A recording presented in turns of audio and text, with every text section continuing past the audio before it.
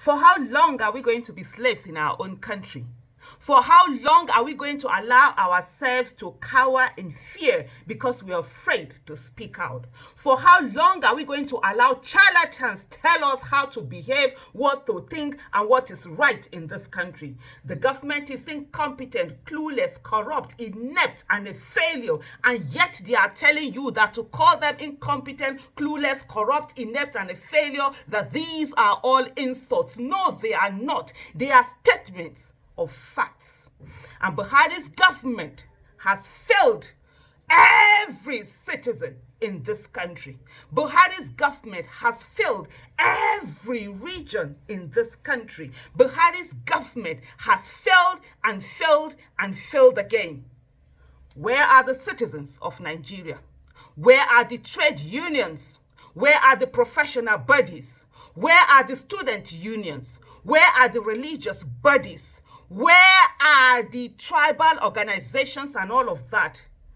Everyone wants to keep quiet because you're waiting to benefit from the status quo. Guess what?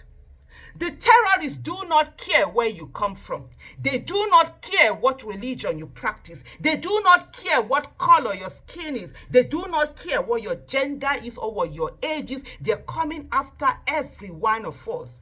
And we're here afraid to call an incompetent government incompetent. We're here afraid to call a failure of a government a failure just because they have put fear in us. Stephen Biko said something. The greatest weapon of the oppressor is the mind of the oppressed. And when you give up your mind to the oppressor, they will have everything.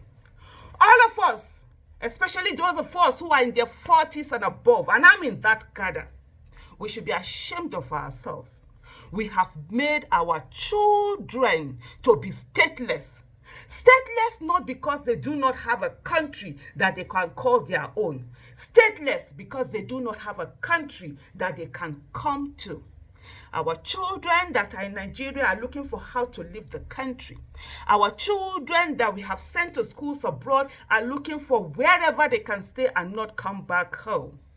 We that were aghast and angry at the elders of yesterday, at the leaders of yesterday, today have become leaders, and we are failing the same way that we were failed. We have refused to stand. When the youth of Nigeria were on the streets in October 2020, instead of you all to come out and join them, you were busy talking and discussing what they were doing right and what they were doing wrong. Why haven't you spoken? What are you waiting for? You're waiting for charlatans in power to give you permission to have a voice? You're waiting for charlatans to give you permission to make demands? You must not wait, because we are Nigerians and we are not slaves. And it is us that we fight for a country where the child of nobody can become somebody without knowing anybody. And that fight has to be now.